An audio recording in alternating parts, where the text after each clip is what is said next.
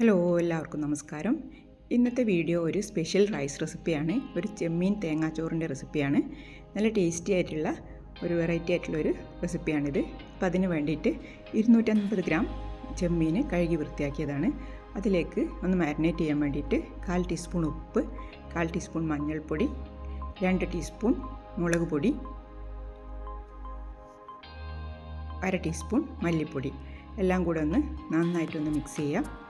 അതിലേക്ക് ഒരു ചെറുനാരങ്ങൻ്റെ ഒരു 1/4 ഭാഗം കൂടെ പിഴിഞ്ഞ് വെച്ചതിന് ശേഷം നന്നായിട്ട് മിക്സ് ചെയ്ത് മാരിനേറ്റ് ചെയ്ത് വെക്കാം. ഒരു 10 മിനിറ്റ് നേരം ഇതൊന്ന് മാരിനേറ്റ് ചെയ്ത് വെക്കുക. ആ സമയം കൊണ്ട് ബാക്കി ചെയ്യാം. ഇത് ചെമ്മീൻ്റെ തല കഴുകി വൃത്തിയാക്കി എടുത്തതാണ്. ഇതൊരു സ്റ്റോക്ക് ഉണ്ടാക്കാൻ വേണ്ടിയിട്ടാണ്. ഒരു കപ്പ് സ്റ്റോക്ക് നമുക്ക് ആവശ്യമുണ്ട്. അതുകൊണ്ട് 1/4 കപ്പ് വെള്ളം ഞാൻ വെച്ചിട്ടുണ്ട്. നന്നായിട്ട് തിളപ്പിച്ചിട്ട് ഒരു കപ്പാക്കി എടുക്കുക. ഒരു കപ്പ് കൈമ റൈസ് എടുത്തിട്ടുണ്ട്. പിന്നെ കുറച്ച് വെജിറ്റബിൾസ്, ഒരു തക്കാളി, സവാള, പച്ചമുളക്, ഇഞ്ചി, വെളുത്തുള്ളി, മല്ലിയില, ഇതെല്ലാം ഒന്ന് ചോപ്പ് ചെയ്തെടുക്കണം. മല്ലിയില മുഴുവനായിട്ടും ചോപ്പ് ചെയ്യേണ്ട, ബാക്കി റൈസിലിടാനാണ്. പകുതി ചോപ്പ് ചെയ്തിട്ടെടുക്കാം. 1/4 കപ്പ് തേങ്ങ ചിരവിയതെടുത്തിട്ടുണ്ട്. 1 ടീസ്പൂൺ ഗരം മസാല എടുത്തിട്ടുണ്ട്. 1 കപ്പ് നല്ല കട്ടിയുള്ള തേങ്ങാപ്പാൽ, ഇത് ഫ്രഷ് തേങ്ങാപ്പാലാണ് എടുത്തത്. ഒരു പാനിലേക്ക് 2 ടേബിൾ സ്പൂൺ വെളിച്ചെണ്ണ ഒഴിച്ച് കൊടുക്കുക. വെളിച്ചെണ്ണ തന്നെ ഒഴിക്കണം.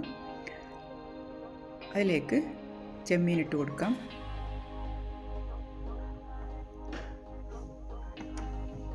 രണ്ട് സൈഡും തിരിച്ചു മറിച്ചു വിട്ടിട്ട് ഒരു 3 മിനിറ്റ് നേരം നമുക്ക് കുക്ക് ചെയ്യാം.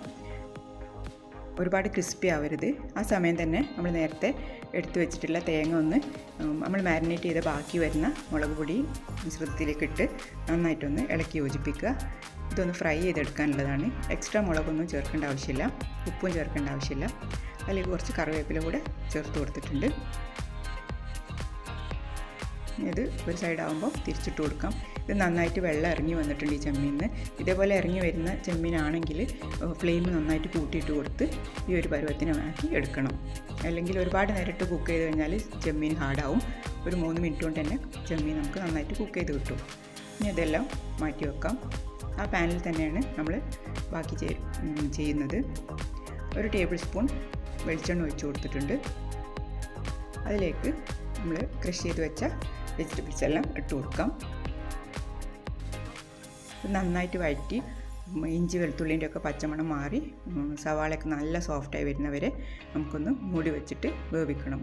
ഒരു 1/4 ടീസ്പൂൺ ഉപ്പ് കൂടെ ചേർത്ത് കൊടുത്തിട്ട് നമുക്ക് മൂടി വെക്കാം. 1-2 മിനിറ്റ് മൂടി വെക്കുമ്പോൾ തന്നെ റെഡി ആയി കിട്ടും. ഇപ്പോൾ 2 മിനിറ്റിന് ശേഷം തുറന്നതാണ്. ഇപ്പോൾ എല്ലാം നന്നായിട്ട് സോഫ്റ്റായി നല്ല മൂത്ത മണമൊക്കെ വരുന്നുണ്ട്. ഇനി ബാക്കി ചേരുവകൾ ചേർത്ത് കൊടുക്കാം. കഷ്ണങ്ങളാക്കി വെച്ചിട്ടുള്ള തക്കാളി കൂടെ ചേർത്ത് ഇത് നന്നായിട്ട് വഴറ്റി നല്ല സോഫ്റ്റായിട്ട് വരണം, നന്നായിട്ട് കുക്കായിട്ട് വരണം. ഒന്ന് വഴറ്റിയതിന് ശേഷം നമുക്ക് ഇതൊന്ന് കുറച്ച് നേരം മൂടി വെക്കാം. ഇപ്പോൾ കുറച്ച് നേരം മൂടി വെച്ചതിന് ശേഷം തുറന്നതാണ്.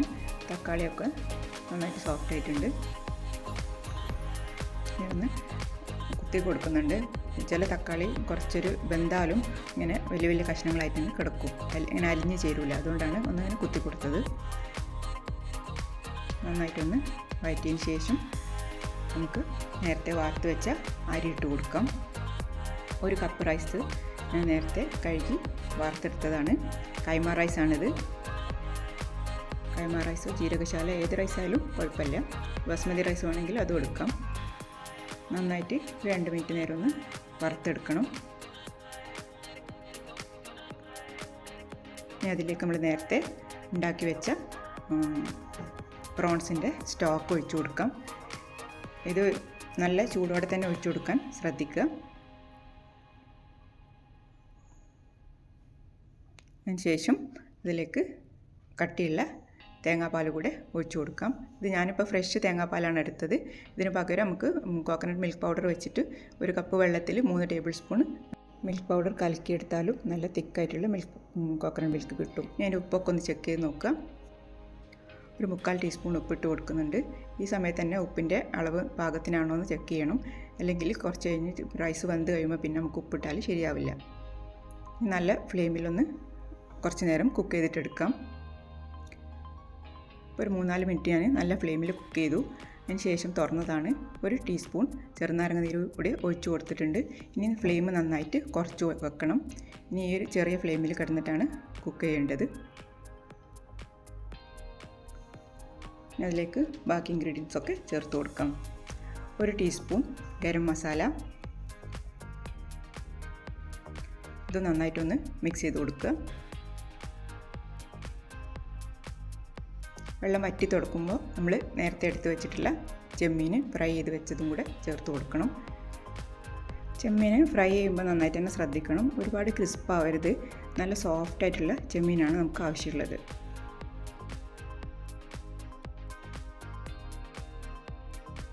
അതിലേക്ക് മല്ലിയില കൂടെ ചേർത്ത് കൊടുക്കാം.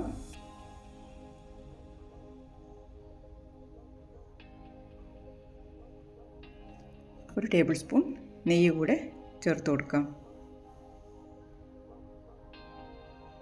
എല്ലാം കൂടെ ഒന്ന് നന്നായിട്ട് മിക്സ് ചെയ്യാം. ഇതിലൊരുപാട് ഉള്ളിയൊന്നും ചേർക്കാത്തതുകൊണ്ട് തന്നെ അടിയിലിങ്ങനെ ബിരിയാണി പോലെ ഗ്രേവി ഒന്നും ഉണ്ടാവില്ല. എല്ലാം കൂടെ നന്നായിട്ടൊന്ന് മിക്സ് ചെയ്തിട്ട് ഇങ്ങനെ തട്ടിപ്പൊത്തി നമ്മൾ ദമ്മൊക്കെ ഇടുന്ന പോലെ ഒരു 2-3 മിനിറ്റും കൂടെ കുക്ക് ചെയ്തെടുക്കണം. റൈസ് നന്നായിട്ട് കുക്കാവണം. ഒരു 3 മിനിറ്റ് നേരം കൂടെ നമുക്ക് സ്ലോ ഫ്ലെയിമിൽ വെക്കാം.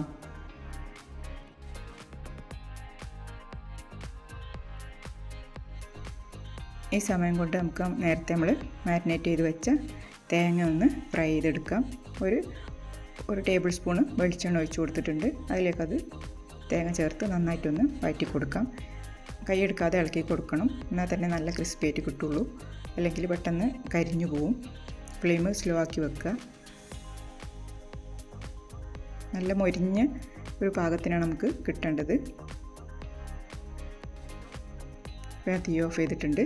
നമ്മുടെ തേങ്ങ ഇവിടെ റെഡി ആയിട്ടുണ്ട്. നല്ല ക്രിസ്പിയാണ്. നല്ലൊരു മണമാണ് ഇതിന്.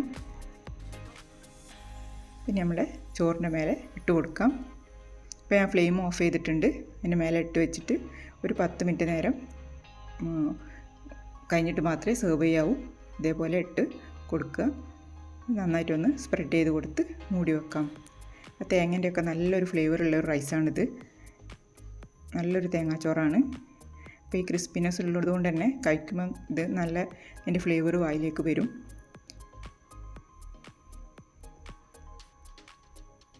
അപ്പോൾ 10 മിനിറ്റ് കഴിഞ്ഞതിന് ശേഷം ഞാൻ സെർവ് ചെയ്യാണ്.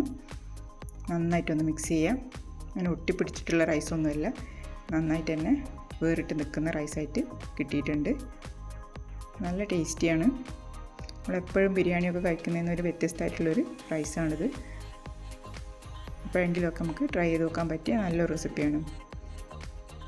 നന്നായിട്ട് കുക്കായിട്ടുണ്ട്. എല്ലാം നന്നായിട്ട് മിക്സ് ആയിട്ടുണ്ട്. ഇനി നമുക്കൊരു സെർവിങ് പ്ലേറ്റിലേക്ക് മാറ്റാം.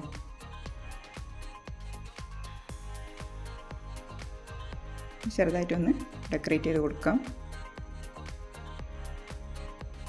ഇപ്പോൾ 1 കപ്പ് റൈസിൻ്റെ റെസിപ്പിയാണ് ഞാൻ കാണിച്ചിട്ടുള്ളത്. കൂടുതൽ റൈസ് എടുക്കുമ്പോൾ അതിനനുസരിച്ച് വെള്ളത്തിൻ്റെ അളവും കൂട്ടിയെടുത്താൽ മതി. 1 കപ്പ് റൈസ് കൊണ്ട് ശരിക്ക് 2-3 ആൾക്ക് കഴിക്കാനുള്ള റൈസ് ഉണ്ടാവും. കുറച്ച് ഫ്രൈ ചെയ്ത ഉള്ളിയൊക്കെ ഇട്ടൊന്ന് ഡെക്കറേറ്റ് ചെയ്യുന്നുണ്ട്. കുറച്ച് മല്ലിയില കൂടെ വെച്ച് കൊടുക്കുന്നുണ്ട്. അപ്പോൾ എല്ലാവരും ഒന്ന് ട്രൈ ചെയ്ത് നോക്കണം. നല്ല ടേസ്റ്റിയാണ്. ഉണ്ടാക്കാനും അധികം പണിയൊന്നുമില്ല. ചെമ്മീൻ നന്നാക്കുന്ന പണി മാത്രമേ ഉള്ളൂ. അപ്പോൾ എല്ലാവരും ട്രൈ ചെയ്ത് നോക്കുക. ഇഷ്ടപ്പെട്ട സപ്പോർട്ട് ചെയ്യുക.